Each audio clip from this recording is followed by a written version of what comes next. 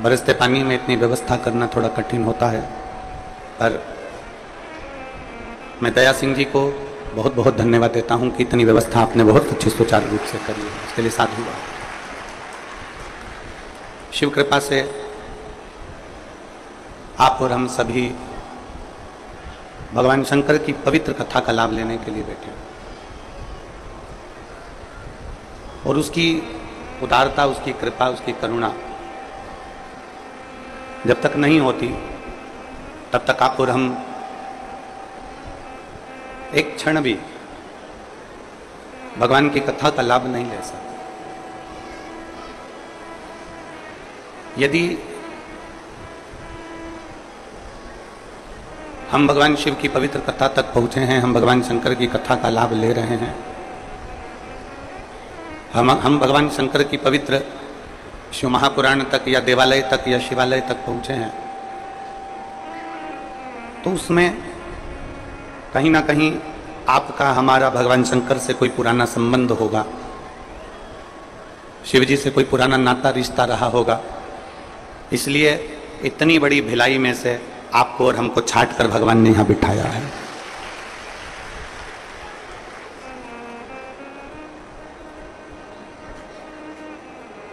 ये कहीं ना कहीं शिव की उदारता से और शंकर की कृपा से है, उनकी दया से, उनकी करुणा से है। कहां वो कहते हैं कौन आता है कौन बुलाता है, कौन आता है कौन बुलाता है, महज भ्रम है, करता सब विधाता है। आप और हम तो केवल एक निमित्त हैं।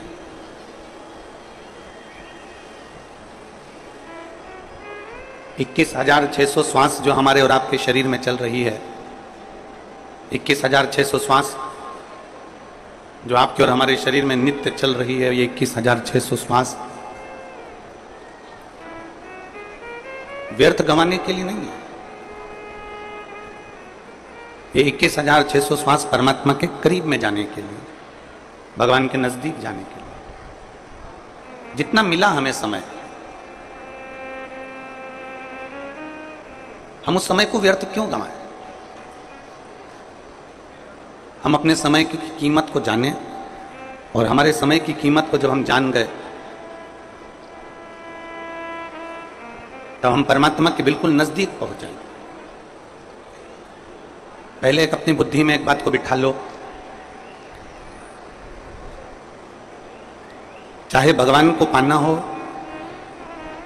चाहे संसार में अपने नाम को कमाना हो,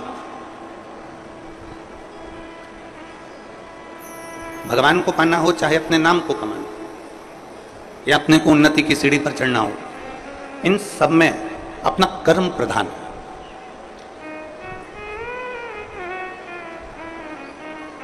ऐसा नहीं है कि आप कथा में आकर बैठ गए और ना दुकान जाओ, ना नौकरी पर जाओ, ना धंधा करो, ना पानी करो, और कहीं से आपके पास में सोने के हंडे निकल के आ जाएंगे। शंकर भगवान ने सबसे पहला कार्य बताया है कि अपने कर्म के प्रति जागरूक रहो। विद्याध्ययन करना है, एजुकेशन लेना है, अच्छी पढ़ाई करना है, खूब मेहनत करो। शिव महापुराण की कथा कहती है कि जितनी मेहनत एक कंपटीशन एग्जाम में पास होने के लिए तुम इतने सालों से कर रहे थे, शिव महापुराण की कथा सुनने के बाद कंपटीशन एग्जाम के लिए जितनी मेहनत तुमने अभी तक करी थी, शिव पुराण सुनने के बाद उस मेहनत को 4 गुना और बढ़ा दो।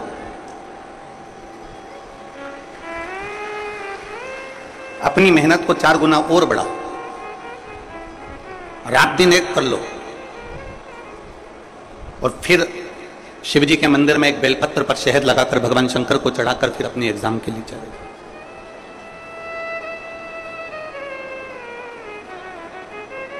पहले अपनी मेहनत को 4 गुना बढ़ाना पड़ेगा हमको।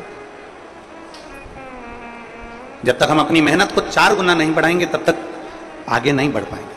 कर्म प्रधान है, अपना कर्म हम जरूर करें। शिव महापुराण की कथा कभी ये नहीं कहती कि आप मंदिर में जाकर बैठ जाओ और 2-4 घंटे, 8 घंटे, 10 घंटे, 15 घंटे तक मंदिर में बैठे रहो। आप लोगों में से कई माताएं ऐसी होंगी, कई भाई ऐसे होंगे, कई जीजी, कई जीजा ऐसे होंगे, कई बेटी, कई बेटे ऐसे होंगे जो 4-5 साल से लगातार कथा सुन रहे होंगे। कोई ऐसा होगा जो 9-10 साल से कथा सुन रहा होगा। कोई कोई ऐसा होगा 12-15 साल से शिव पुराण की कथा सुन रहे हो। हमारी पुरानी कथाओं को भी निकाल कर देखना, सारी कथाओं को निकाल कर देखोगे, हमने किसी कथा में ऐसा नहीं कहा कि आप मंदिर में 2-4 घंटे बैठो। हमने किसी कथा में यह नहीं कहा कि किसी तीर्थ में जाकर आप 2-4 घंटे बैठो।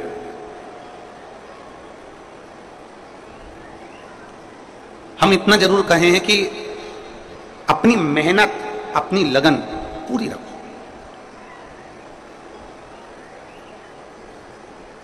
कई माताएं कह देती हैं, कई भाई लोग कह देते हैं, आज उसने मेरा दिमाग खराब कर दिया और मेरा पूरा दिन बेकार हो गया। एक ऑफिसर ने यह कह दिया कि किसी को डांट दिया और कह दिया कि आज मेरा पूरा दिन खराब।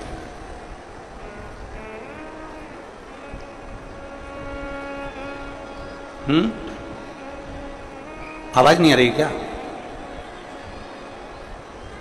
उधर की आवाज खुली है, बाहर की। कोई कह देता है कि मेरा दिन पूरा खराब हो गया, कोई कह देता है मेरा समय पूरा बर्बाद हो गया। शिव पुराण कहती है, एक जरा सा किसी के कहने पर, एक जरा सा संबोधन या एक शब्द किसी के कहने के बाद में आपका पूरा दिन क्यों बेकार करता?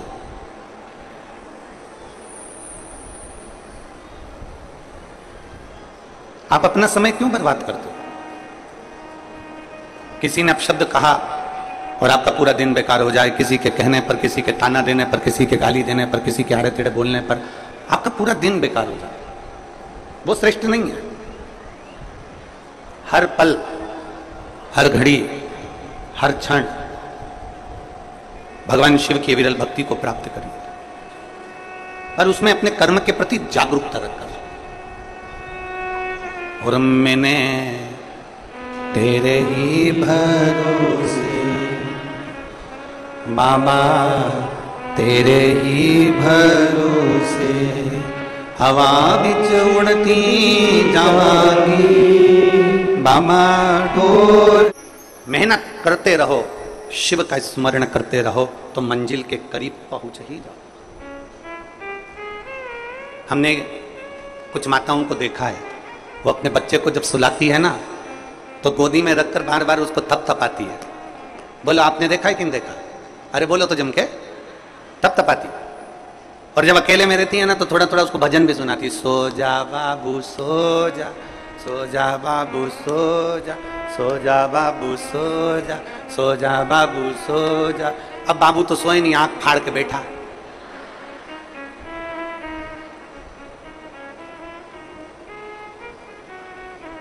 भले वो आंख खोल के बैठा है, माँ ने बोलना बंद करा है क्या?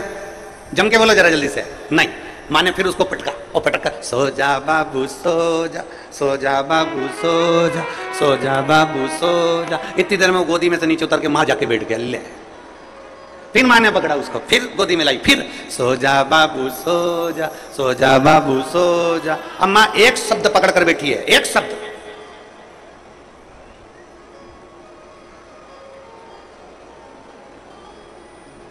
हमसे भी लोग कहते हैं कि गुरुजी तुम एक शब्द पकड़ कर बैठे रहते हो, सारी समस्या का हल एक लोटा जल, सारी समस्या का हल एक लोटा जल। ये 25 बार कथा में बोलना जरूरी है क्या? तो हम कहते हैं हमने इसी माँ से सीखा है। वो माँ लगी एक ही शब्द पकड़ के बैठी है। बोलो कौन सा? बोलो जम के तो बोलो, सो जा बाबू सो जा। औलाद खिसक गई, सामने जाके बैठ गई, आंख फाड़ के देख रही, परंतु नहीं, वो सोता ही नहीं। फिर माँ ने पकड़ा, फिर गोदी में लिया, फिर बोली सो जा बाबू सो जा, सो जा बाबू सो जा। थपथपाती रही, बार बार बोलती रही, बार बार बोलती रही, बार बार बोलती रही। आखिरी में बाबू की आंख में नींद आ ही गई और बाबू सो ही गया।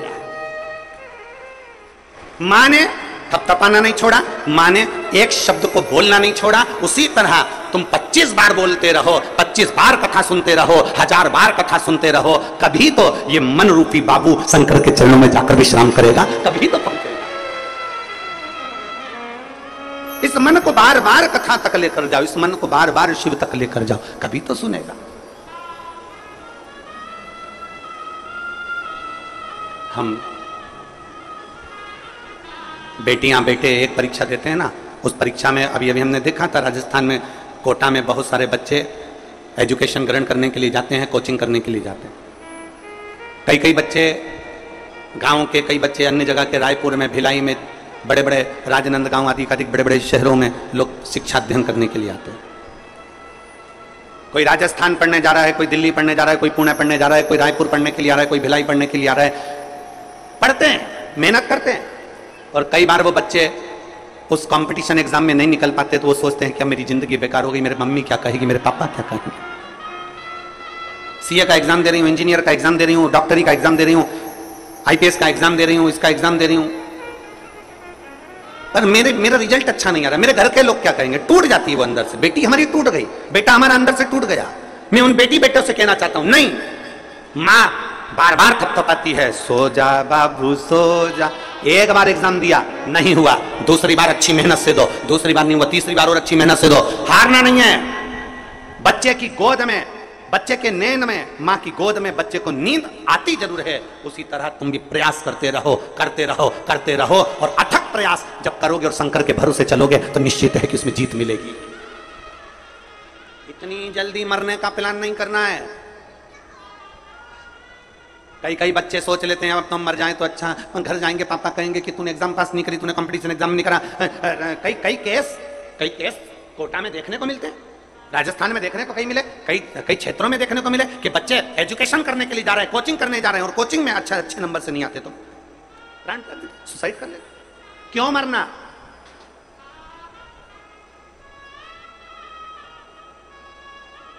खूब मेहनत करो, खूब परिश्रम करो।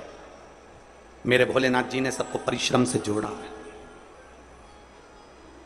भगवान ब्रह्मा ब्रह्मलोक में रहते हैं, भगवान विष्णु वैकुंठ लोक में रहते हैं, भगवान इंद्र इंद्रलोक में रहते हैं। सारे देवताओं का दर्शन करना, सारे देवता तुमको कोई सिंहासन पर बैठा हुआ दिखेगा, कोई अन्य जगह पर बैठा हुआ दिखेंगे, पर एक देव अधिदेव महादेव एक ऐसे हैं जो कभी आपको सिंहासन पर बैठा हुआ नहीं दिखते। भगवान शंकर एक पर्वत पर बैठे हुए मिलते हैं, कैलाश पर बैठे हुए मिलते हैं। और ईमानदारी से बोलो, किसी पर्वत पर तुम चढ़कर बैठ जाना, क्या तुम्हें सुकून मिलेगा? नहीं। कहीं पांव गड़ रहा है, कहीं हाथ गड़ रहा है, कोई कंबल नहीं, कोई बिछाने का नहीं, ठंड पड़ रही है, पानी गिर रहा है, पानी बरस रहा है, खुले में बैठे हैं।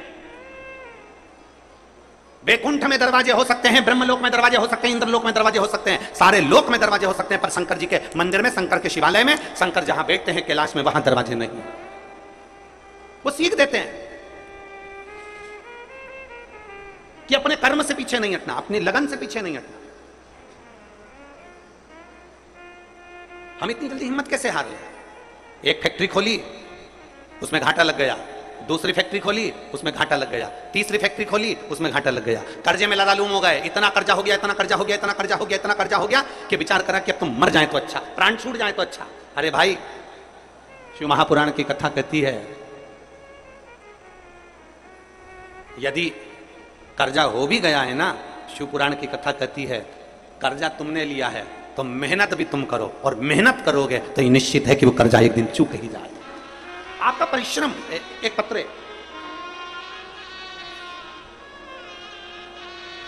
देखिए, देवकी चंद्रशेखर देवदास, ग्राम थनोद, जिला दुर्ग, छत्तीसगढ़ की रहने वासी हूं। कहीं बैठी हैं क्या? अच्छा, हाँ दिख गए हो। लिया, बच्चा लाए हो साथ में? लाए हो तो लेकर आ जाओ, लिया। गुरुजी, शादी के 1 साल 2 साल 3 साल तक 5 साल तक लोग इंतजार करते हैं, पर मैंने शादी के 10 साल तक बच्चे नहीं हुए, इंतजार करती रही। और एक बात गुरुजी कहना चाहती हूं, जिस नारी की कोख से संतान नहीं होती है ना, उसको कितना सुनना पड़ता है, कोई मुझसे तो पूछे एक बार। दुनिया के सारी गानियां और दुनिया के सारे ताने एक तरफ होते हैं, और बिना बच्चे की मां को जो ताने दिए जाते हैं वो तो शायद दुनिया में कोई सहन कर ही नहीं सकता। गुरुदेव, अपने तो अपने, दूसरे भी जब मिलने आते हैं या घर पर आते हैं तो 10 चीजें सुना कर जाते हैं। पूजन करने बैठो तो लोग कह देते हैं कि इसकी तो औलाद नहीं है, तो बांझा। दुनिया के लोग ना जाने कितने कितने शब्द कह देते हैं गुरुजी। ऐसे कितने शब्द हैं, मैं अगर पत्र में लिखूं तो बहुता हो जाएगी गुरुजी। हमने क्या 10 साल में हमने ऐसा कोई डॉक्टर नहीं छोड़ा जिसको नहीं दिखाया, IVF कराया, सब कुछ करवाया, पर फिर भी संतान नहीं हो, तो हम क्या कर सकते हैं? हमारी क्या गलती है? आखिरी में मेरे पड़ोस में गुड़िया रहती है, उस गुड़िया ने मुझसे कहा कि चाची, एक वो सीहोर वाला महाराज कथा कहता है, टीवी पर आती है आस्था चैनल पर, कभी 1 बजे आती, कभी 2 बजे आती। तुम आसन लगाकर उस कथा में बैठो। उस गुड़िया के कहने पर मैंने आसन लगाकर कथा सुनी, और उसी समय पर आपकी कथा कुछ समय बाद रायपुर में होने वाली थी, तो मैं रायपुर कथा सुनने के लिए पंडाल में चली गई। पंडाल में जगह नहीं थी, एक नाली के पास में, गटर के पास में, जहां से गंदा नाली का पानी बह रहा था, उसके पास में ही अपनी पन्नी बिछाकर, एक दरी बिछाकर बैठ गई, और वहां बैठकर मैंने कथा सुन ली। कथा सुनकर बाबा को प्रार्थना कर आई कि तू सबकी गोदी भरता है तो मुझे भी संतान जरूर देना बाबा। तेरी कथा में वो सीहोर वाला महाराज कहता है कि बाबा के दरबार से कोई खाली नहीं जाता, तो मेरी भी झोली भरना बाबा।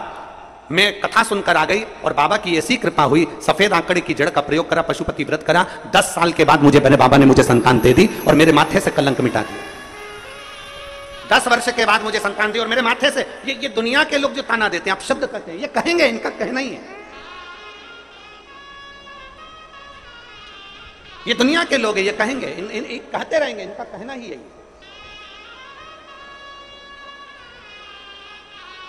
हम अपने बड़े भाव से एक कथा में एक लाइन कहते हैं, उसको अपने दिल में बिठा कर रख लो। आग लगे बस्ती में अपन रहो, जम के बोलो जा, अपन रहो मस्ती में। दुनिया का काम है ताना देना, दुनिया का काम है गाली देना, दुनिया का काम है अपशब्द कहना, दुनिया का काम है आपको आगे बढ़ोगे टांग खींचकर पीछे लाने की जवाबदारी, ये सब दुनिया के लोग करेंगे।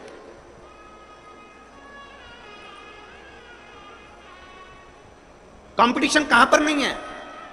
फैक्ट्री है तो कंपटीशन है, नौकरी कर रहे हो, चाहे जिस पद पर कर रहे हो, चाहे तुम सरकारी हॉस्पिटल में कर लो, पुलिस विभाग में कर लो, चाहे तुम आयकर विभाग, जिस विभाग में तुम नौकरी कर रहे हो उसमें भी कंपटीशन, पढ़ाई कर रहे हो उसमें भी कंपटीशन, शिक्षक हो उसमें भी कंपटीशन, खेल के मैदान में हो तो उसमें भी कंपटीशन। कौन सी जगह है जहां कंपटीशन नहीं है? और बचा कुचा था तो आजकल धर्म के क्षेत्र में भी कंपटीशन है, आजकल कथाकारों में भी कंपटीशन हो गया, संतों में। उस बेटी ने लिखा है, कौन नहीं छोड़ा ताने देने में। गुरुजी हम फिर निवेदन करेंगे मेरे भोलेनाथ से, सावन का महीना है, आप भी निवेदन करिएगा, बाबा किसी स्त्री की गोद खाली ना रहे और किसी पुरुष की जेब खाली ना रहे। स्त्री की गोद खाली रहती है तो उसको बहुत सुनना पड़ता है, और जिस पुरुष की जेब खाली रहती है ना, पत्नी कहती है बच्चों के लिए कुछ लेकर आओ, रिश्तेदार आ रहे हैं कुछ लेकर आओ, उसकी जेब खाली रहती है ना, तो उससे पूछो, सारी दुनिया में ठोकर खाना पड़ती है उस व्यक्ति को, सारी दुनिया। जिस स्त्री की गोद खाली रहती है उसको भी जगह जगह, वहां चले जाओ, वहां नारियल मिलेगा उसको झेल लो, वहां गोदी भरवा लो, वहां ये करवा लो, वहां ये करवा लो, जाओ वो डॉक्टर अच्छे हैं वहां जाओ, वो अच्छे हैं वहां जाओ। सारी दुनिया में धक्के खाते खाते जब आखिरी में परास्त हो जाती है, तब दुनिया के लोग कोसना चालू करते हैं, ये तो है ही। बाबा किसी स्त्री की गोद खाली ना रहे, और मेरे बाबा ने दिया। एक एक कथा में, अगर आप ये सारे पत्र हम नहीं पढ़ पाते, एक एक कथा में से आप इन पत्रों को यहीं छोड़कर जाते हैं, उन पत्रों में से अगर आप पत्र निकालेंगे तो आप देखेंगे किसी को मेरे बाबा ने खाली नहीं छोड़ा। स्त्री को संतान 24, 25, 30 साल बाद भी दी है, 15 साल बाद भी दी है, और बाबा ने जेब भी खाली नहीं रखी, वो भंडार भरा। अरे खाली न जाता कोई दर से तुम्हारे, खाली न जाता कोई दर से तुम्हारे, मैं भी खड़ी हूँ नदी बाहें पसारे, अपने हृदय से लगा लो, लगा लो, गिरा जा रहा हो, उठा लो, भोले अपने दर से अब तो ना टालो, गिरी जा रही हो, उठा लो, उठा लो। एक विश्वास उत्पन्न करिए, एक भरोसा जागृत करिए। कैसे छोड़ दे वो आप, कैसे छोड़? लाखों की संख्या में आप लोग आए हो, पंडालों में जगह नहीं है, कीचड़ है, बारिश है, कोई गाड़ियों पर चढ़ा बैठा है, कोई दीवारों पर चढ़ा बैठा है, कोई कहीं। आप पूरा नज़ारा अगर आस्था चैनल वाले, अगर मैं कहूँ, वो ड्रोन जो कैमरा होता है उड़ने वाला, उससे अगर आप नजारा लेंगे तो शायद उड़ने वाले कैमरे से भी पूरा नजारा नहीं आ पाएगा। इतनी संख्या में इतने भक्त, शिव भक्त यहां पहुंचे। एक शिव भक्ति आपके भीतर पर कर्म के साथ, लगन के साथ, आपके विश्वास के साथ, आपकी मेहनत के साथ में होना चाहिए।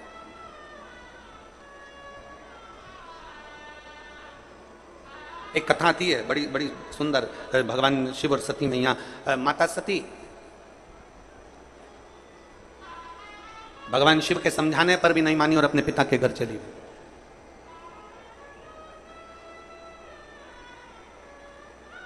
समझाने पर भी नहीं मानी और चली गई शिव के।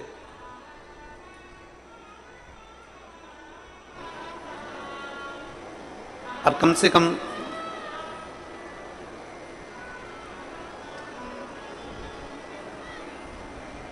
जब समझाने पर भी नहीं समझी और चली गई भगवान शिव के पास, नहीं, तब शिव के नजदीक में गई। भगवान शंकर ने समझाया उनको और अपने पिता के नजदीक में गई, अपने पिता के पास में।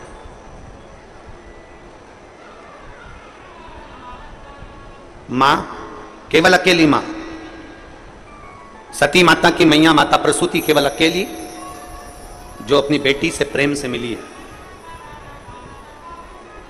जितनी बहनें थी माता सती की, जितनी बहन, एक भी बहन प्रेम से नहीं मिली। एक भी बहन प्रेम से नहीं मिली है, एक भी बहन। सती मैया के जितने भाई थे कोई प्रेम से नहीं मिलता, रिश्तेदार थे, चाचा काका बुआ फूफा सब, कोई नहीं मिलता। पिता तक प्रेम से नहीं मिलते, माता सती के पिता भी प्रेम से नहीं मिलते, वो प्रेम से नहीं मिलते, स्नेहवश नहीं मिल रहा। केवल एक मां है जो प्रेम से मिली है। बहुत बहुत ध्यान देना, क्यों? कारण केवल एक था। सती मैया की जितनी बहनें थी, कोई चंद्र से बिहाई थी, कोई कहीं भी आई थी, कोई कामदेव से बिहाई थी, सब अच्छी अच्छी जगह पर भी आई थी। सबके घर में वैभव था, सबके घर में धन था, सबके घर में दौलत थी, सबके घर में संपदा थी। उधर आवाज नहीं जा रही है, आवाज का एलसीडी बंद है तो एलईडी चालू करिए उधर की। कोई बात नहीं, बैठ जाओ। आवाज तो आ रही है ना, एलईडी से आ जाए तो ठीक है, नहीं तो बैठकर कथा का रसपान करिए। एलईडी वाले एलईडी चालू करें पीछे पंडाल के। पिता नहीं मिले, बहन नहीं मिली, भाई नहीं मिले, रिश्तेदार नहीं मिले, सती मैया से केवल मिली तो केवल एक मां मिली। क्यों? केवल मां। और बहुत सुंदर संवाद कहता है महाराज, धन के साथी हजारों हैं, जब धन नहीं तो कोई नहीं। वाहवारी दुनिया, मतलब की दुनिया में किसी का कोई नहीं। सुख के साथी हजारों हैं, जब दुख पड़ा तब कोई नहीं। ये सब चीज हमें हमारे संस्कार भी सिखाते हैं। आप देखो, एक अंदाजा लगा कर देखिए, तुम्हारे घर में शादी हो रही है ना, घोड़ी पर दूल्हा निकल रहा है ना, शादी हो रही है ना, शादी में जब घोड़ी पर दूल्हा चलता है तब जितने घर के रिश्तेदार होते हैं वो सब दूल्हे के आगे नाचते हैं। छत्तीसगढ़ में पीछे नाचते हैं कि आगे नाचते हैं? जम के तो बोलो जरा, आगे। जितने रिश्तेदार, बुआ फूफा मामा काका चाचा चाची भैया भाभी रिश्तेदार नातेदार कुटुंब कबीला मौसा मौसी फूफा फूफी जितने भी हैं वो सब दूल्हे के आगे नाचेंगे। उनके जितने रिश्तेदार हैं सब आगे नाचेंगे, दोस्त यार सबसे आगे नाचेंगे। क्यों? जब तुम्हारे घर में सुख है, खुशियां है, सब आगे नाचते हैं, सब आगे रहते हैं, आगे आगे बढ़कर काम करते हैं। और जैसे ही मान लो किसी को देखना, किसी के यहाँ कोई मर गया तो मुर्दे को सबसे आगे रखते हैं, बाकी सब पीछे खसक जाते हैं, सब पीछे। मरने पर मुर्दा आगे रहता है, बाकी के सब पीछे रहते हैं। शादी में सब आगे रहते हैं और दूल्हा पीछे रहता है। उसका कारण केवल इतना सा है, तुम्हारी सुख की घड़ी में जब तुम्हारे पास धन होगा, वैभव होगा, संपदा होगी, सत्ता होगी, कुर्सी होगा, पद होगा, प्रतिष्ठा होगा, तो सब तुम्हारे आगे आगे बढ़कर काम करेंगे। और जिस दिन तुम्हारे पास में कुछ भी नहीं रहेगा, उस दिन सब तुम्हें आगे धक्का मार देंगे और खुद पीछे से आराम से खुशियां मनाएंगे। वो दिवाली पे पटाखे किस किसने फोड़े? अरे बोलो तो जम के, सबने फोड़े। क्या करते हो? फटाके में आग लगाकर वहीं खड़े हो जाते हो? जम के तो बोलो। नहीं, फटाके में आग लगाई, दौड़ के पीछे पीछे खड़े होके सब पल्लू उल्लू ले लू आके बढ़िया जो, अब फूटेगा, अब फूटेगा, अब फूटेगा, सब खड़े।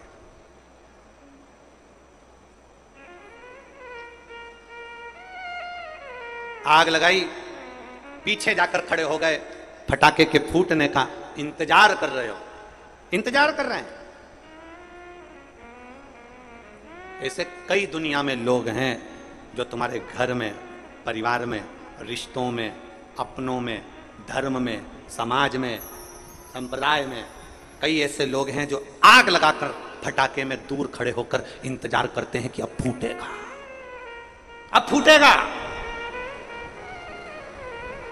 जब तुम बहुत उन्नति की सीढ़ी पर चढ़ जाते हो, बहुत आगे बढ़ जाते हो, बहुत बहुत तरक्की कर लेते हो, बहुत अच्छे पद पर, बहुत अच्छी प्रतिष्ठा पर, बहुत अच्छे यश पर आप जाकर बैठ जाते हो, तब जितने अपने होते हैं, जितने दूसरों को मतलब नहीं होता, अपनों को, कई लोग ऐसे हैं उनको इंतजार रहता है। आप देख, बहुत उड़ रहा है ना, अब नीचे गिरेगा, बहुत चढ़ रहा है ना ऊपर, अब नीचे गिरेगा, वो इंतजार करते हैं, फूटेगा फूटेगा फूटेगा। उसको क्या मालूम कि शंकर का भक्त है, इतनी जल्दी फूटता नहीं है, कई कई रस्सी बम भी फुस निकल जाते हैं और खड़े वाले इंतजार करते रह जाते।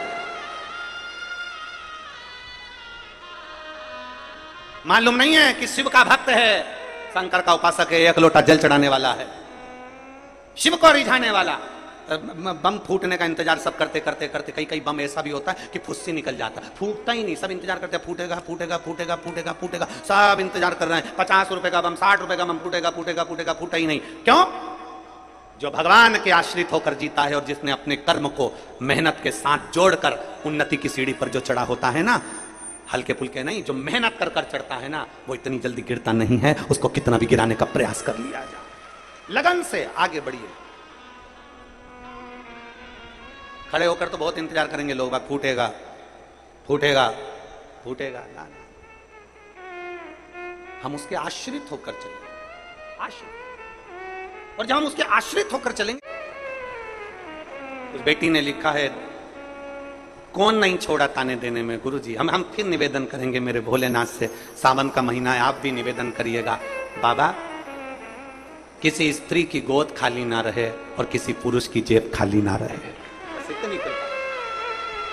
स्त्री की गोद खाली रहती है तो उसको बहुत सुनना पड़ता है, और जिस पुरुष की जेब खाली रहती है ना, पत्नी कहती है बच्चों के लिए कुछ लेकर आओ, रिश्तेदार आ रहे हैं कुछ लेकर आओ, उसकी जेब खाली रहती है ना, तो उससे पूछो, सारी दुनिया में ठोकर खाना पड़ती है उस व्यक्ति को, सारी। जिस स्त्री की गोद खाली रहती है उसको भी जगह जगह, वहां चले जाओ, वहां नारियल मिलेगा उसको झेल लो, वहां गोदी भरवा लो, वहां ये करवा लो, वहां ये करवा लो, जाओ वो डॉक्टर अच्छे हैं वहां जाओ, वो अच्छे हैं वहां जाओ। सारी दुनिया में धक्के खाते खाते जब आखिरी में परास्त हो जाती है, तब दुनिया के लोग कोसना चालू करते हैं, ये तो है ही। बाबा किसी स्त्री की गोद खाली ना रहे, और मेरे बाबा ने दिया। एक एक कथा में, अगर आप ये सारे पत्र हम नहीं पढ़ पाते, एक एक कथा में से आप इन पत्रों को यहीं छोड़कर जाते हैं, उन पत्रों में से अगर आप पत्र निकालेंगे तो आप देखेंगे किसी को मेरे बाबा ने खाली नहीं छोड़ा। स्त्री को संतान 24, 25, 25, 30 साल बाद भी दी है, 15 साल बाद भी दी है, और बाबा ने जेब भी खाली नहीं रखी, वो भंडार भरा। अरे खाली न जाता कोई दर से तुम्हारे, खाली न जाता कोई दर से तुम्हारे, मैं भी खड़ी हूँ अपने हृदय से, लगा लो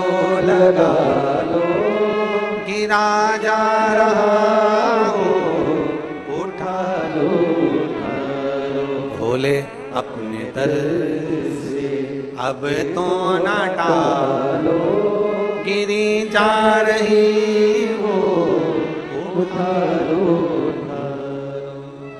एक विश्वास उत्पन्न करिए, एक भरोसा जागृत करिए। कैसे छोड़ दे वो आप, कैसे छोड़? लाखों की संख्या में आप लोग आए हो, पंडालों में जगह नहीं है, कीचड़ है, बारिश है, कोई गाड़ियों पर चढ़ा बैठा है, कोई दीवारों पर चढ़ा बैठा है, कोई कहीं कोई कहीं। आप पूरा नज़ारा, अगर आस्था चैनल वाले, अगर मैं कहूँ, वो ड्रोन जो कैमरा होता है उड़ने वाला, उससे अगर आप नज़ारा लेंगे तो शायद उड़ने वाले कैमरे से भी पूरा नज़ारा नहीं आ पाएगा, इतनी संख्या में इतने भक्त, शिव भक्त यहाँ पहुंचे। एक शिव भक्ति आपके भीतर पर कर्म के साथ, लगन के साथ, आपके विश्वास के साथ, आपकी मेहनत के साथ में होना चाहिए।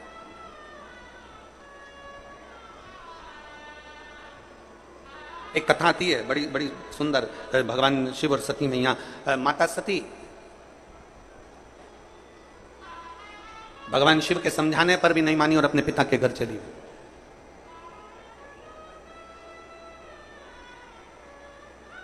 समझाने पर भी नहीं मानी और चली गई शिव के।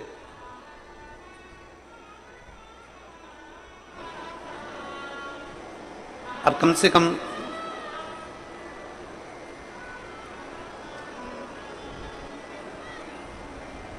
जब समझाने पर भी नहीं समझी और चली गई भगवान शिव के पास, नहीं, तब शिव के नजदीक में गई। भगवान शंकर ने समझाया उनको और अपने पिता के नजदीक में गई, अपने पिता के पास में।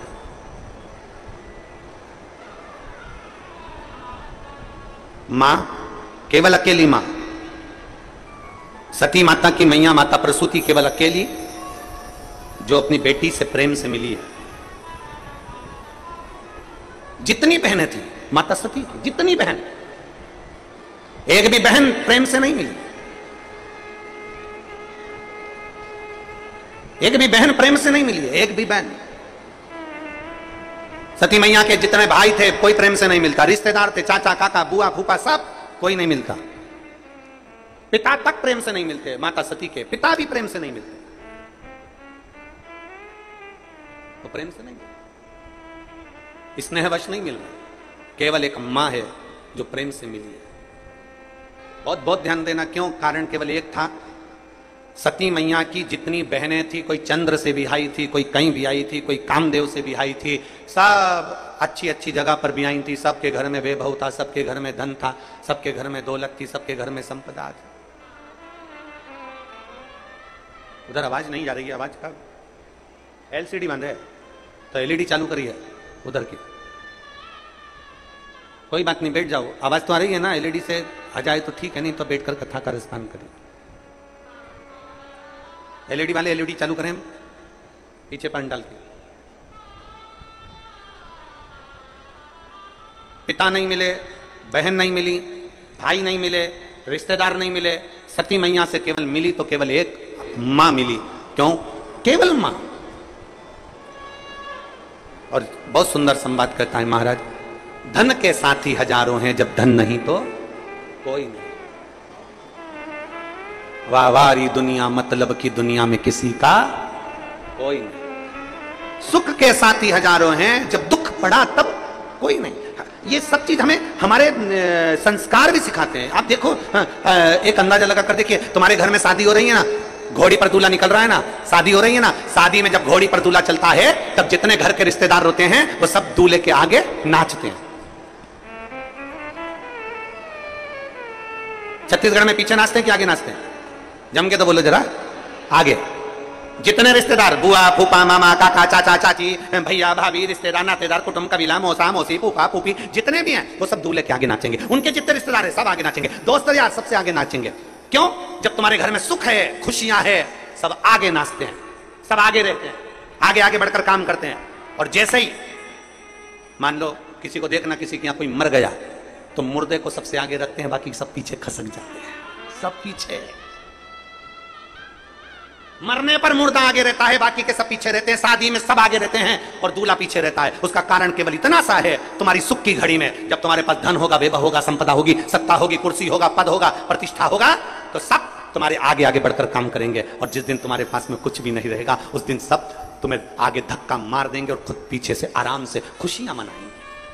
वो दिवाली पे पटाखे किस किसने फोड़े? अरे बोलो तो जम के, सबने फोड़े। क्या करते हो? फटाके में आग लगाकर वहीं खड़े हो जाते हो। जम के तो बोलो। नहीं, फटाके में आग लगाई, दौड़ के पीछे पीछे खड़े होके सब पल्लू वल्लू ले लू आके बढ़िया जो, अब फूटेगा, अब फूटेगा, अब फूटेगा, सब खड़े।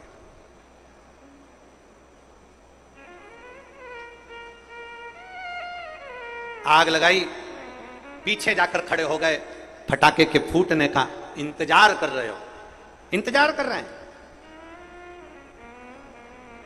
ऐसे कई दुनिया में लोग हैं जो तुम्हारे घर में, परिवार में, रिश्तों में, अपनों में, धर्म में, समाज में, संप्रदाय में, कई ऐसे लोग हैं जो आग लगाकर फटाके में दूर खड़े होकर इंतजार करते हैं कि अब फूटेगा, अब फूटेगा।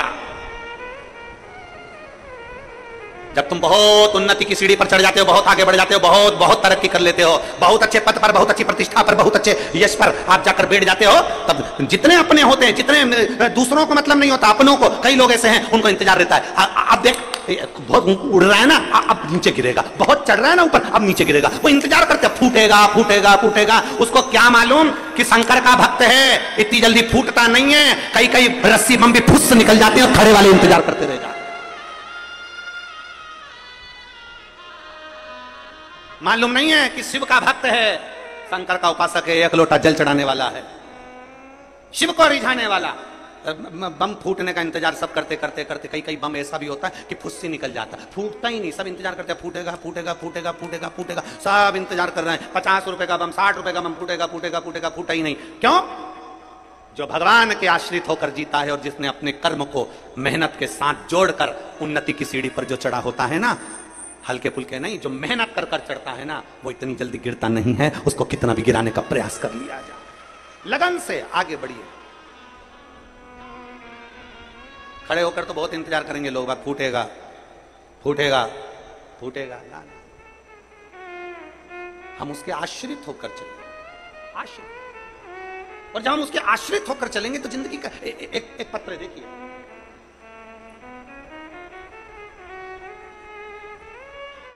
प्रवीण गोस्वामी दुर्ग से हैं। मेरे घर के लोग बहुत सुनते हैं आपकी कथा। मेरा एक प्रश्न है, आप उत्तर देंगे क्या? ए बेटा प्रवीण, मेरा एक प्रश्न है, उत्तर देंगे क्या? मैं 12वीं कक्षा में पढ़ता हूं, मुझे पूछना है, आप मेरा उत्तर देंगे? प्रश्न है मेरा, गाड़ी कितनी स्पीड में चलाना चाहिए? हम ही मिले थे सब पूछने के लिए, कहीं बैठा है क्या? गाड़ी कितनी स्पीड में चलाना चाहिए? प्लीज प्लीज प्लीज गुरुजी मेरा पत्र जरूर पढ़ना। प्रवीण गोस्वामी, दुर्ग 36। अब हमसे क्यों पूछ रहे हो? ट्रैफिक वाले बैठे हैं, उनसे पूछो ना कि गाड़ी कितनी स्पीड में चलाना चाहिए। अगर हमसे पूछा है तो हम तो इतना कहेंगे, जिसकी जितनी उम्र है उतनी स्पीड में गाड़ी चलाना चाहिए। हम तो इतना कहेंगे बेटा प्रवीण कि जिसकी जितनी उम्र है गाड़ी उतनी स्पीड में चलाओ। आप 20 साल के हो तो 20 में, 15 के हो तो 15 में, 80 के हो तो 80 में, और 100 के हो तो निकल लो। बाकी का ट्रैफिक वाले बैठे हुए हैं, वो आपको बता देंगे कितनी स्पीड। मतलब हमारी स्पीड तो हम बता रहे हैं, हमारी भी स्पीड से हम वर्णन कर सकते हैं कि जितनी जिसकी उम्र है गाड़ी उतनी स्पीड में चलाओ। तुम्हारी 15 साल है 15, 20 साल है 20, 25 है 25, 30 साल के हो तो 30 की स्पीड में चलो, 40 के हो तो 40 के, 80 के हो तो 80 के, और 100 के हो तो 100 के। अब 100 के तो ऊपर ही निकलोगे, फिर स्पीड की जरूरत क्या? गाड़ी कितनी स्पीड में बोलो, हम तो हमारी व्यासपीठ के माध्यम से बस इतना बता सकते। अब आपकी स्पीड आपको बनाना है। आप 15 साल के हो, 20 साल के हो, 25 साल के हो, पहले तो इतना अंदाजा लगा लो कि जब तक आप बड़े नहीं हो जाते, जो सरकार ने एक नियम बनाया है गाड़ी चलाने के लिए, जो सरकार ने एक नियम बनाया है कि गाड़ी इस उम्र में चलाना चाहिए और ऐसे चलाना चाहिए, सरकार के नियम के अनुसार चलना चाहिए, उस नियम के अनुसार चलना।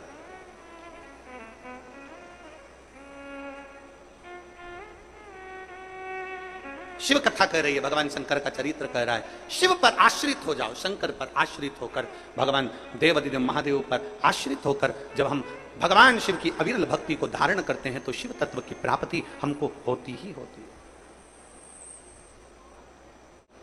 सती मां, गला पकड़ रहा है उसका, मां सती जब गई हैं, देखा कोई नहीं मिल रहा, केवल एक मां के सिवा कोई नहीं मिला अच्छे से। केवल एक मां मिली है।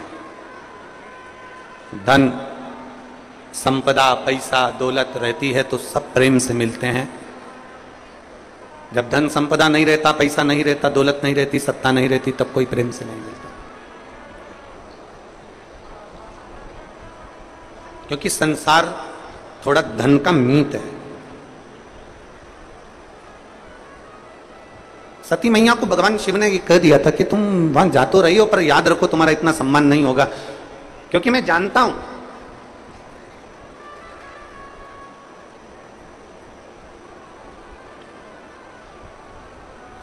हम कई बार माताओं से कहते हैं, कई बार हम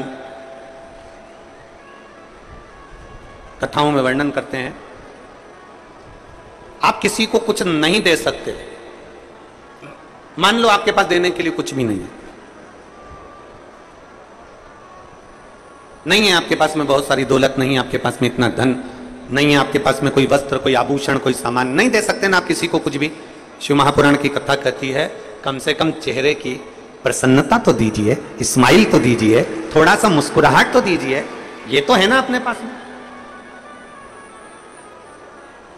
ये तो अपने पास है ना कि अपन मुस्कुराहट दे सकते हैं, अपन चेहरे की प्रसन्नता दे सकते हैं, अपन अपने चेहरे की स्माइल दे सकते हैं। हाँ, ये जरूर है कि बड़े बड़े जो ऑफिसर होते हैं, बड़े बड़े पद पर बैठने वाले होते हैं, वो इतना मुस्कुराते नहीं है। क्योंकि वो इसलिए नहीं मुस्कुराते क्योंकि अगर मुस्कुरा दिए तो फिर ये काम उनको करना पड़ेगा, इसलिए वो भले अपनी जगह पर सहज है।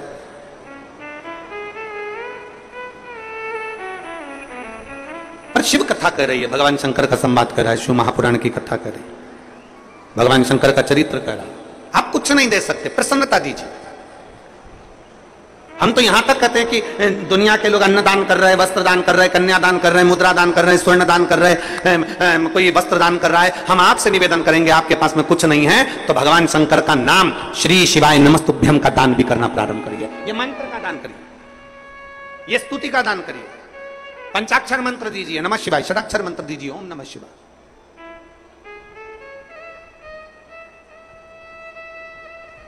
आप में से कितने लोग हैं जो भगवान शंकर के मंदिर में जब जल चढ़ाने जाते हैं तो श्री शिवाय नमस्तुभ्यम अच्छी जम के गूंजते हैं? कहते हो जम के? 4 लोगों तक तुम्हारी आवाज पहुंचे, शंकर को जल चढ़ाओ। और जल चढ़ाते चढ़ाते जिस मंदिर के प्रांगण में जितने बैठे हो, बाहर नंदी बैठा है, मां जगतजननी बैठी है, गणेश जी बैठे हैं, षडानंद कार्तिकेय बैठे हैं, और शास्त्र कहता है शंकर भगवान का जहां जल चढ़ता है उसके सामने से जो जल निकलता है उस स्थान पर 33 कोटि देवता बैठते हैं। हम एक अकेले शिव जी को नहीं बोलते, हम जितने देवता यहां पर विराजमान हैं, जब हम जम के बोलते हैं श्री शिवाय नमस्तुभ्यम, उन सभी को नमन हो जाता, उन सभी को प्रणाम हो जाता, उन सभी को दंडवत हो जाता। सती मैया तुम मत जाओ, सती मैया नहीं मानी, सती मैया कही है, सती मैया मानने को तैयार नहीं है।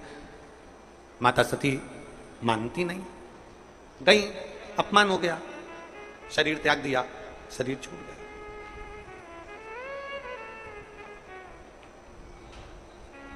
पूरा यज्ञ विध्वंस कर दिया। जिस जगह पर शिव नहीं है, जहां शंकर नहीं है, जहां शंकर का शिवलिंग नहीं है, दुनिया के लोग उसको शीघ्र विध्वंस कर देते। यज्ञ में शिव नहीं थे इसलिए वो विध्वंस हो गए।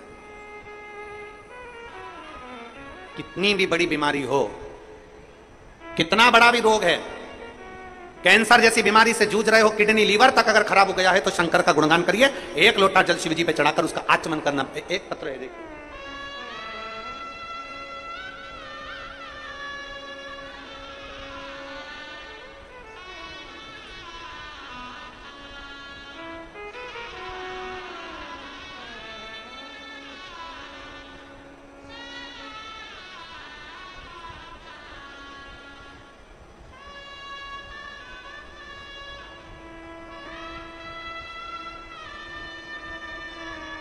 मेरा नाम प्रेमलता निषाद, पति राजेंद्र निषाद, ग्राम नवापार, नवा गांव।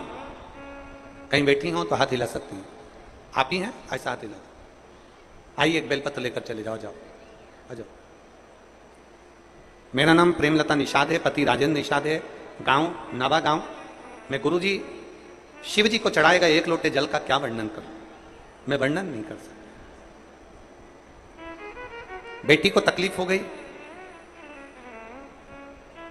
दिखाया तो मालूम पड़ा कि उसको एक गांठ हो गई।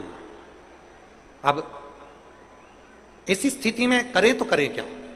हम आपको सुनते नहीं थे पहले, हम आपको जानते भी नहीं थे, पर किसी ने आपकी कथा हमको मोबाइल पर दिखाई और दिखाकर आपका चेहरा दिखाया और दिखाकर कहा ये महाराज को टीवी पर कथा सुना करो। बेटी की स्थिति देखकर हमारा दिल बहुत दुखता था, करें तो करें क्या? तब आपकी कथा अमलेश्वर में चल रही थी और हमने अमलेश्वर की कथा सुनने का विचार कर लिया। मोबाइल पे मालूम पड़ा, टीवी पे मालूम पड़ा कि आप अमलेश्वर आने वाले हैं, अमलेश्वर में हम कथा सुने। और हमने बाबा से बस केवल एक ही प्रार्थना करी, बाबा इसके गठान हो गई है, डॉक्टर ऑपरेशन का कह रहे हैं, बस आप कृपा कर दो, कैसे भी ये गठान गल जाए, ऐसी कृपा कर दीजिए। गुरुदेव, मैं बाबा को धन्यवाद देने के लिए आज इस भिलाई की भूमि पर बैठी हूं कि अमलेश्वर की कथा में बाबा से प्रार्थना करी थी और आपका एक यूट्यूब पे से एक आपने बोला था कि शिवरात्रि कोई सी भी हो, उस शिवरात्रि को बेर चढ़ाकर एक बेलपत्र के साथ उसको खिला देना चाहिए तो गांठ गलना प्रारंभ होती है। मैंने उसी बेर का और बेलपत्र का प्रयोग करा और दूसरी बार मेरी बेटी की मैंने जांच कराई, बाबा की कृपा से उसकी गठान गल चुकी थी। मैं बाबा को यहां धन्यवाद देने के लिए एक उसकी रिपोर्ट भी मैं लगा रही हूं, जब गांठ थी तब की और गांठ चली गई उसकी भी रिपोर्ट, दोनों की दोनों रिपोर्ट में लगा रही। एक विश्वास, एक भरोसा, एक दृढ़ता। जहां शिव है, जहां शंकर है, वहां कैसा भी, कितना भी दुख आए, कितना भी कष्ट आए, कितनी भी तकलीफ आए, शिव उसको संभाल ले। जहां शिव नहीं है वहां फिर जीव धक्के बहुत खाता है। जहां शंकर नहीं है फिर जीव वो धक्के खाता। आपके घर में भले छोटा सा शिवलिंग हो, पत्थर का हो, पाषाण का हो, पीतल का हो, चांदी का हो, सोने का हो, लोहे का हो, कांच का हो, कैसा भी हो, हीरे का हो, मोती का हो, कैसा भी हो, पर अपने घर में पत्थर का, लकड़ी का, कैसा भी अपने घर में एक शिवलिंग होना जरूरी है। एक शंकर का शिवलिंग हमारे घर में होना जरूरी है। गला खींच रहा है, बहुत खींच के बोलना पड़ रहा है कथा को। हमारे घर में शंकर का एक शिवलिंग होना जरूरी है, बहुत जरूरी। वो किसी का भी हो, बोले वो कैसा भी हो, भले वो नर्मदा जी के कंकर का हो, सीहोर के कंकर। जागरूक। और जब हम भगवान शिव भी यही कहते हैं, भगवान शंकर की कथा भी यही कहती है, जहां शिव है, जहां शंकर है, वहां हो सकता है कर्म का खेल है, कष्ट जरूर आता है, कर्मों का खेल है, थोड़ा बहुत। ऐसा नहीं कि कष्ट नहीं आएगा, दुख नहीं आएगा, बीमारी नहीं आएगी, रोग नहीं आएगा, तकलीफ नहीं आएगी, ऐसा नहीं है कि नहीं आएगा, आएगा। कर्म का तो भोगना है मनुष्य को, वो तो आता है। पर इतना जरूर है कि अगर शंकर के गुणगान में हम लगे हैं, घर के अंदर शिवलिंग है, एक लोटा जलम महादेव को चढ़ा रहे हैं, रोज प्रतिदिन मंदिर जा रहे हैं, रोज शिवालय जा रहे हैं, तो ये निश्चित है कि हमारा जो दुख है वो बड़ा नहीं रहेगा, वो दुख धीरे धीरे कर कट जाएगा, ये निश्चित है।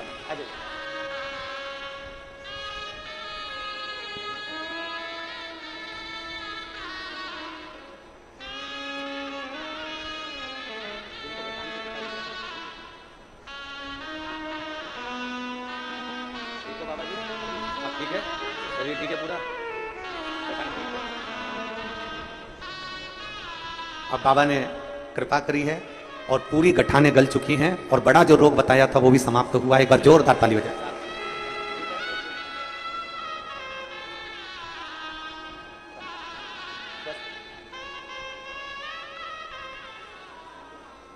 और लुटा दिया भंडार काशी वाले ने, कर दिया माला माल काशी वाले।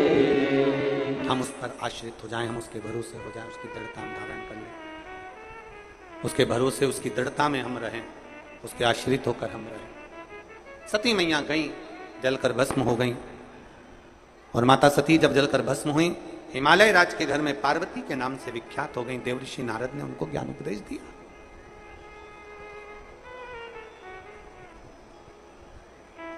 मैनावती रो रही थी, आंखों से आंसू बह रहा था।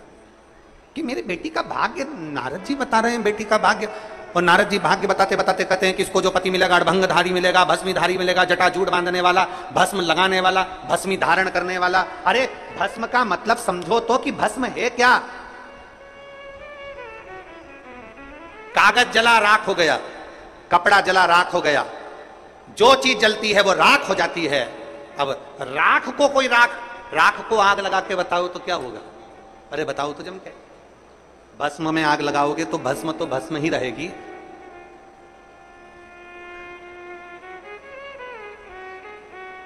भस्म में आग लगाओगे तो वो तो भस्म ही है, राख में आग लगाओगे तो वो तो राख ही है।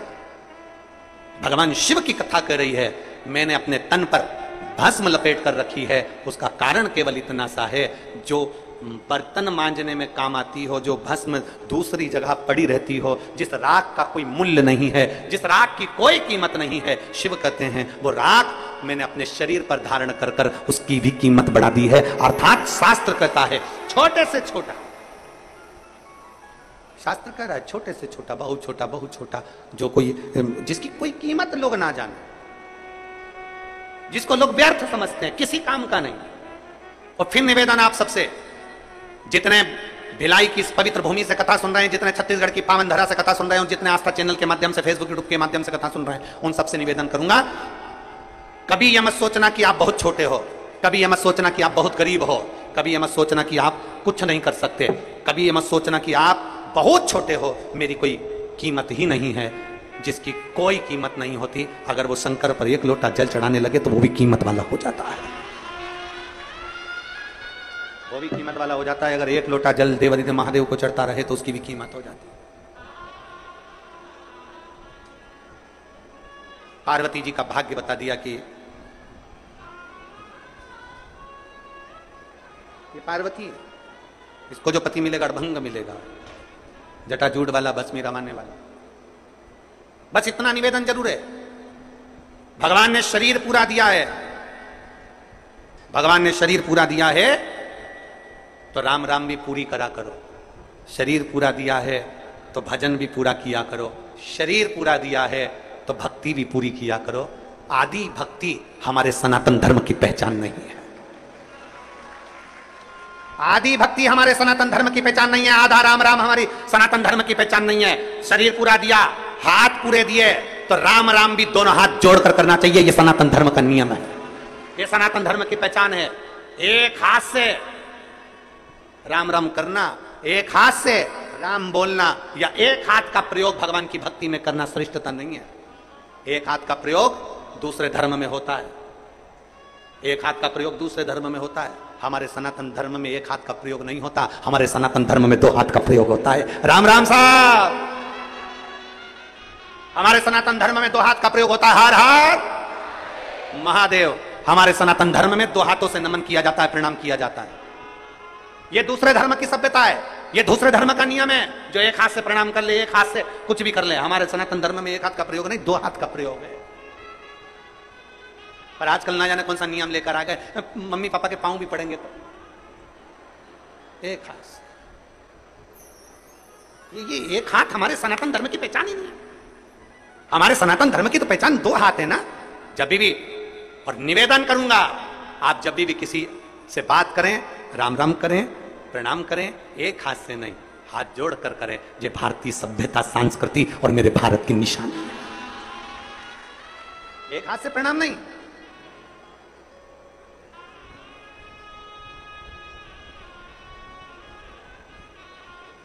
सनातन की पहचान दोनों हाथ है। पूरा शरीर दिया है तो पूरा प्रणाम होना चाहिए, पूरा शरीर दिया है तो पूरा नमन होना चाहिए, पूरा शरीर दिया है तो पूरा भजन होना चाहिए। इसलिए दोनों हाथ, जब श्री शिवाय नमस्तुभ्यम बोलते हैं, आप लोग तो कैसे बोलते हैं हमें नहीं मालूम, पर हमारे ये दोनों हाथ नीचे जाकर शिवलिंग की आकृति में आकर, ये दोनों हाथ नीचे जाते हैं, शिवलिंग की आकृति में आ जाते हैं। और शिवलिंग की आकृति में आने के बाद फिर हम भगवान शंकर का गुणगान करते हैं कि शिव इन सब का कल्याण करने वाले, ओ गढ़दानी, तू सदा कृपा करने वाले, करुणा करने वाले, कृपा करना, करुणा करना। श्री शिवा नमस्तुभ्यम। आप भी जब प्रणाम करें, आप भी जब गुणगान करें, आप भी जब मंत्र जाप करें, दोनों हाथ जोड़कर शंकर के पास जाएं, दोनों हाथ उठाकर हर हर महादेव, भगवान शिव की स्तुति करे, भगवान शंकर का स्मरण करे, दोनों हाथ। कितना सुंदर कहा है। कई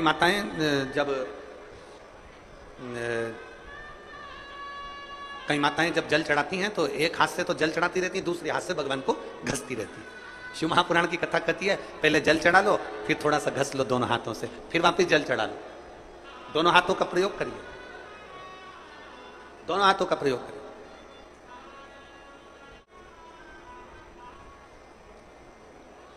पार्वती मैया थोड़ी सी बड़ी हो गई। बड़ी होने के बाद पार्वती जी को थोड़े थोड़े दिन में इतना क्रोध जागृत हो जाता, इतना क्रोध आ जाता कि पार्वती जी कोई सामग्री अगर रखी रहती तो वो सामग्री को फेंक देती। क्रोध जागृत, बड़ा चिंता का विषय है।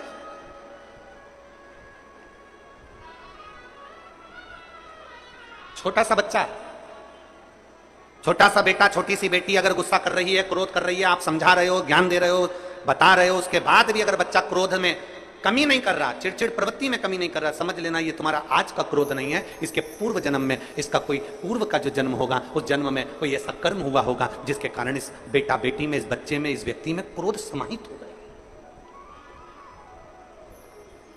क्रोध समाहित हो गया।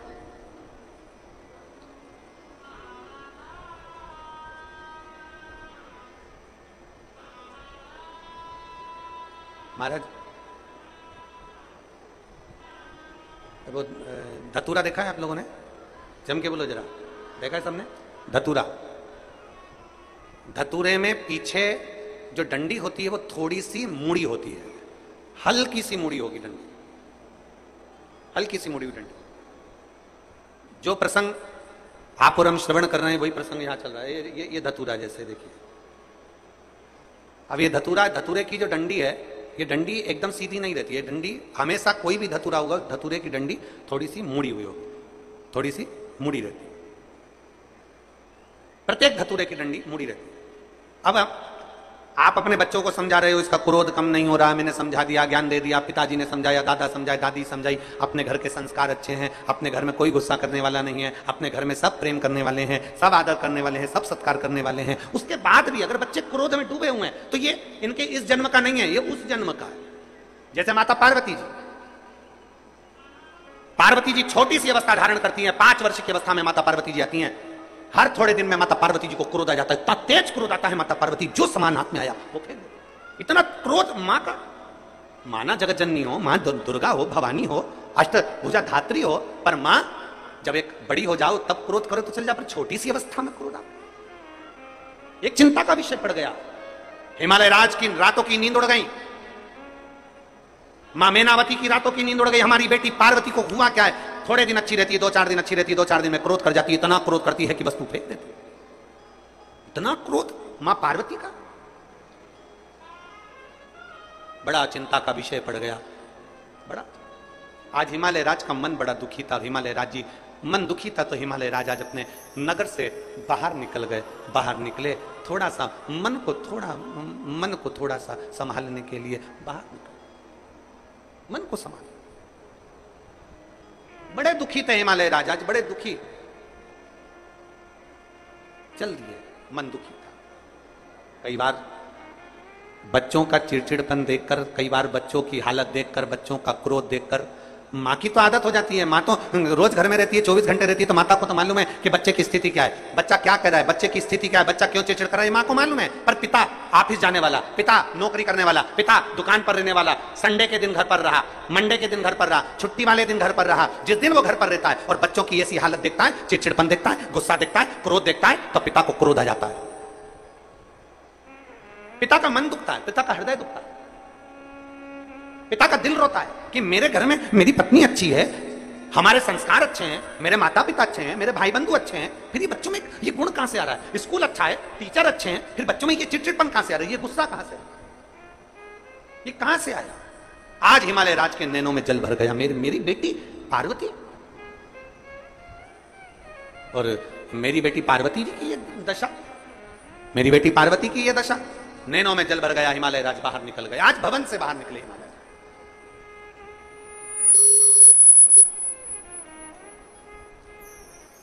और हिमालय राज्य भवन से बाहर निकले, कुछ दूर चले ही थे, थोड़ी दूर हिमालय राज चले ही थे, इतनी देर में हिमालय राज को आज भगवान शंकर के परम भक्त, भगवान शिव के प्रिय भक्त श्री तुमरुका जी का दर्शन हुआ।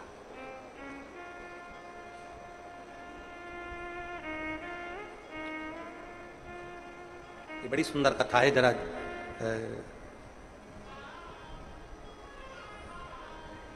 सावन के महीने की ये बड़ी प्रिय कथा है, आप इसका स्मरण जरूर करिएगा। बहुत बहुत साधुता इस कथा को जनमानस तक इसका स्मरण जरूर होना चाहिए। हिमालय राज सामने से तुमरुका जी आ रहे हैं, घोड़े का मुख लगाए, हाथ में वीणा रखी है, एक हाथ में करताल है। नारद जी का जैसा स्वरूप होता है वैसे ही तुमरुका जी का स्वरूप है। घोड़े का मुख लगाए, हाथ में वीणा है, एक हाथ में करताल है, और तुमरुका जी भगवान का नाम लेते लेते चले आ चलिए।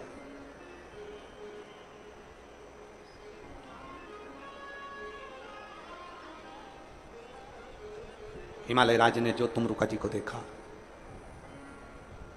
तुमरुका जी को देखते ही हिमालय राज ने तुरंत उसी समय, उसी पल, उसी घड़ी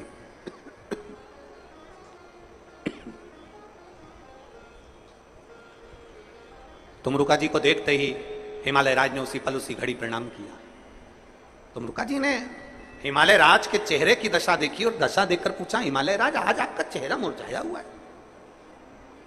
बहुत सुंदर बात कही है हिमालय राज ने, दुनिया के किसी व्यक्ति में ताकत नहीं है आपको झुका दे।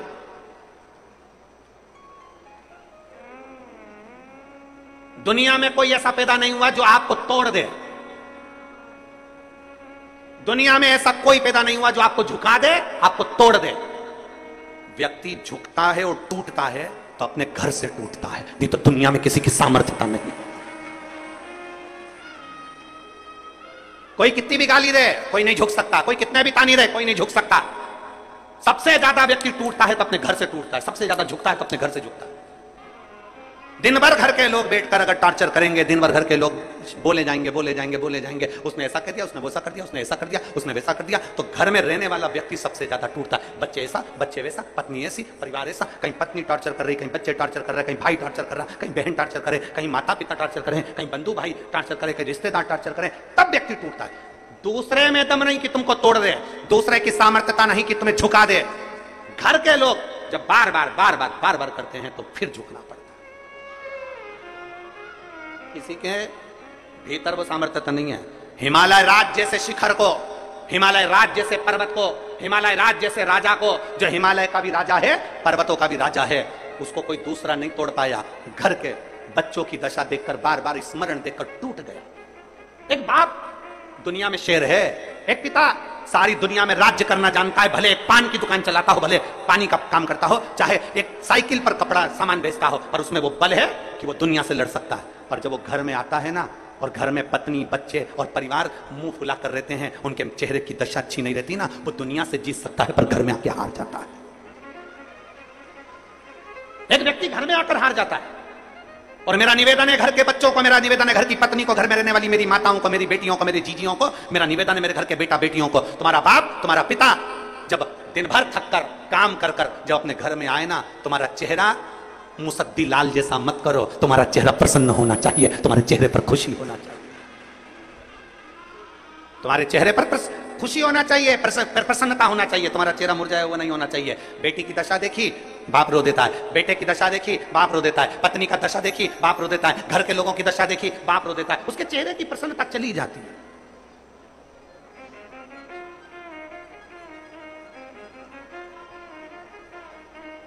चाहे वो घर का पिता हो, चाहे घर की स्त्री हो।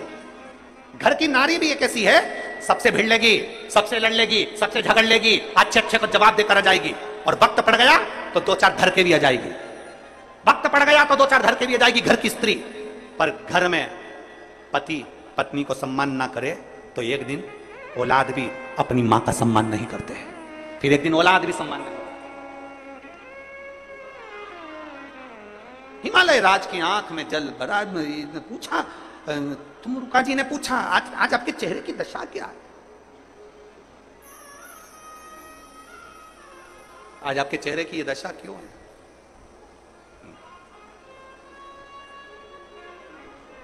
हिमालय राज कहते हैं मेरी बेटी को नहीं समझ में आता कि थोड़े दिन अच्छी रहती है, थोड़े दिन में क्रोध कर जाती है, गुस्सा कर जाती है, बहुत चिड़चिड़ करती है, करूं क्या?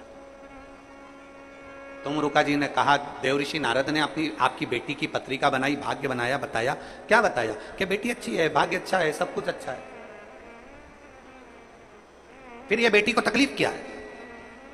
तुमरुका जी ने कहा, पूर्व समय का कोई ग्रह ऐसा होता है, पूर्व समय का कर्म ऐसा होता है जिसकी याद बनी रहती है, तो हर थोड़े दिन में वो याद आती है तो व्यक्ति चिड़चिड़ा हो जाता है। तुम्हारी बेटी के साथ भी यही क्रम है। पार्वती अभी 5 वर्ष 6 वर्ष की है और अगर इतना क्रोध कर रही है, इतना चिड़चिड़ कर रही है, तो जरूर पूर्व समय का अनुमान होगा। तुमरुका जी ने कहा, मैं आपकी बेटी के दर्शन करना चाहता हूं। बेटी के दर्शन,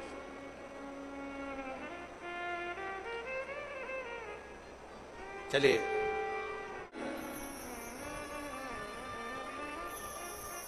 जिसके मुख से शिव नाम निकलता है उसको, जिसके हाथ से शंकर जी को एक लोटा जल चढ़ता है उसको जब भी तकलीफ आती है तो दुख की घड़ी क्षण उस व्यक्ति को पहले महसूस होने लगता है। घर में कई जीजियां ऐसी हैं, कई माताएं ऐसी हैं, कई जीजा ऐसे हैं, कई बुजुर्ग माताएं ऐसी हैं जो भगवान शंकर को जल चढ़ाने वाली होती है ना, तो कई बार अपने बच्चे को राय दे देती है, ऐसा मत कर बेटा, बाद में नुकसान हो जाएगा, बेटा ऐसा मत करना, ऐसा होने वाला है, मुझे ऐसा लग रहा है कि तेरे साथ कुछ होने वाला है। मतलब उसको पूर्वाभान हो गया। शंकर की आराधना करने वाला, शिव को जल चढ़ाने वाला, शंकर की स्तुति करने वाला, श्री शिवाय नमस्तुभ्यम बोलने वाले को पूर्व का भान हो ही जाता। तुमरुका जी को लेकर गए हिमालय राज। जो तुमरुका जी ने माता पार्वती जी का दर्शन करा, प्रणाम करा, मां को प्रणाम करा। हिमालय राज ने पूछा, तुम एक छोटी सी कन्या को प्रणाम कर रहे हो? तुमरुका जी कह रहे हैं, ये छोटी सी कन्या नहीं, इस कन्या का जो पूर्व का जन्म है वो मां सती का है। अपने पिता की यज्ञ की अग्नि में कूद कर भस्म हो गई थी, ये वो सती मां है। ये वो सती मां है जो अपने पिता के यज्ञ अग्नि में कूद कर भस्म हो गई थी, दक्ष प्रजापति के यहां यज्ञ में कूद कर भस्म हो गई थी, ये वो सती हैं। और आप कहते हो कि मेरी बेटी क्रोध करती है, चिड़चिड़ करती है। ये माता पार्वती जो क्रोध कर रही हैं, ये पूर्व जो पिता के घर में गई थी, पिता ने अपमान करा था, बहनों ने अपमान करा था, भाइयों ने अपमान करा था, परिवार वालों ने अपमान करा था, वो अपमान सती के दिल में भर गया था। वो अपमान आज तक सती के दिल में है और ये अगला जन्म ले ली, वो अपमान आज तक भूल नहीं पाई है, इसलिए चिड़चिड़ कर जाती है, क्रोध कर जाती है। वो अपमान आज तक नहीं भूली है। कई लोग कहते हैं, गुरुजी हमारे घर के संस्कार अच्छे हैं, परिवार अच्छा है, माता पिता अच्छे हैं, दादा दादी अच्छे हैं, रिश्तेदार अच्छे हैं, एजुकेशन अच्छी है, स्कूल अच्छा है, ट्यूशन अच्छी है, फिर बच्चे इतने चिड़चिड़ क्यों करते हैं? ये आज का नहीं, पूर्व का है, पूर्व का। फिर मेरी बेटी को मैं, जो सती थी, पूर्व का अपमान उसके दिल में जो भरा हुआ है, वो अपमान समाप्त कैसे होगा? तुमरुका जी ने कहा, अगर पार्वती शिव की आराधना करे। हिमालय राज बोले, ये तो देवऋषि नारद ने मेरी बेटी को वैसे ही शंकर की आराधना बताई। मेरी बेटी को तो शंकर भगवान की आराधना, देवऋषि नारद जब बेटी गोदी में थी उस समय कहकर चले गए थे कि शिव की आराधना करे पार्वती, और मेरी बेटी शिव की आराधना करती है।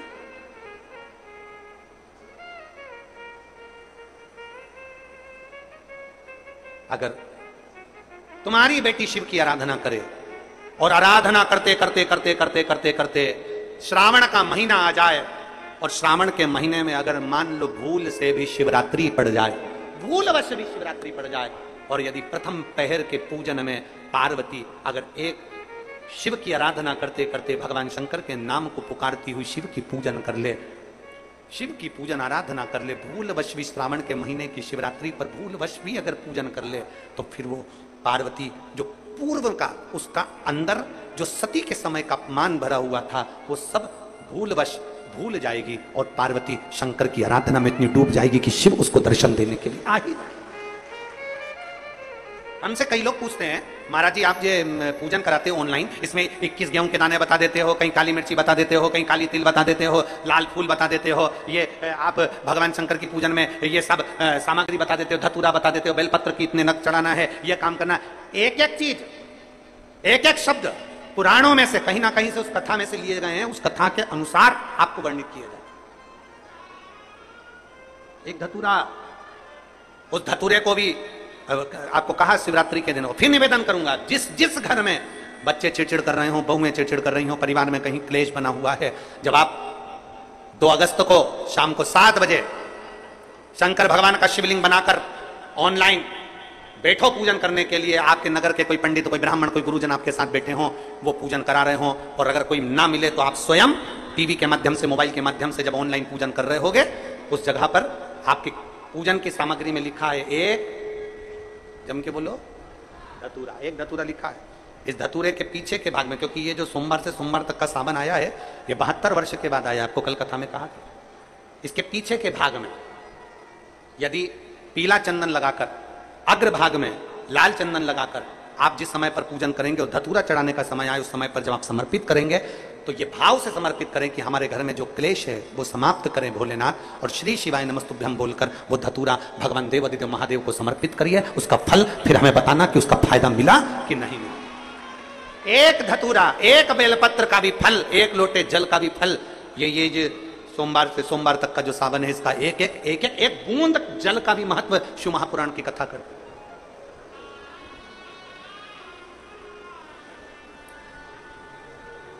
किसी ने कल के पत्र में था कि गुरुजी, हम जो शिवलिंग बनाए, घर में सब अलग अलग बनाए या एक बना ले, तुम्हारी जैसी मर्जी। तुम्हारे बच्चों का मन हो रहा है कि हम भी शिवलिंग बनाए, तुम्हारे पति का मन है, पत्नी का मन है, सब एक साथ पूजन करें, एक शिवलिंग बना ले, उसकी पूजन कर ले, जैसा तुम्हारा मन करे। पर 2 अगस्त को शाम को 7 बजे प्रथम पहर में, प्रथम पहर की पूजन में करो। और फिर एक बात याद रखना, 12 महीने अगर शिवलिंग बनाते हो, प्रदोष को शिवलिंग बनाते हो, सोमवार को शिवलिंग बनाते हो, बाकी के महीने में तुम शिवलिंग बनाते हो, तो उसको रात होने से पहले विसर्जन करना पड़ता है। अगर बाकी के समय शिवलिंग बनाते हो तो रात होने से पहले विसर्जन करना पड़ता है। पर जो शिवरात्रि है उसको क्या कहते हैं? शिवरात्रि। मतलब पूजन भी रात्रि को होना है, अनुष्ठान भी रात्रि को होना है, विसर्जन भी रात्रि को होना है, संपूर्ण। अगर 4 पहर की पूजन कर रहे हो तो 4 पहर का विसर्जन होता है। 4 पहर का पूजन होने के बाद फिर सुबह सुबह जब ब्रह्म मुहूर्त हो तब आप जाकर विसर्जन करो। और शिवरात्रि पर आप जब 1 पहर का पूजन कर रहे हो, मतलब शाम को 7 बजे पूजन कर रहे हो, तो शंकर जी का विसर्जन भी रात्रि को ही कर देना। शिवरात्रि है इसलिए। बाकी के समय पर अगर शिवलिंग बनाओगे तो रात होने के पहले विसर्जन करना पड़ता है। पर शिवरात्रि की पूजन कर रहे हो तो रात्रि को भी पूजन कर रात्रि को भी विसर्जन कर सकते हो। शिवरात्रि है इसलिए। अब विसर्जन करने कहां जाओगे? पानी गिर रहा है बहुत तेज, नदी नाले फूल हो रहे हैं, तालाब बावड़ी फूल हो रही है, कहीं नहीं जाना। अपने घर के बाहर एक बाल्टी में, एक तसले में पानी भर कर रखो और घर के बाहर शंकर भगवान को अपने सिर पर लेकर घर के बाहर निकलो। बड़े आनंद के साथ में, ढोल नगाड़े के साथ में, थाली बजाते हुए, घंटी बजाते हुए, हर हर महादेव बोलते हुए, बोल बम बोलते हुए शिव जी का विसर्जन। कहीं मत जाओ, घर के बाहर एक तसले में पानी भर लो, उसमें विसर्जन करो। जब वो पानी मिट्टी गल जाए तब किसी पेड़ में, किसी वृक्ष में उसको डाल दो। कहीं जाने की जरूरत नहीं। नदी नाले पानी के समय में फूल जाते हैं, बहुत पानी भरा रहता है, ध्यान रहे, पता नहीं मिट्टी चिकनी होती है, स्मरण। तो घर के बाहर, अपने घर के बाहर उसका विसर्जन।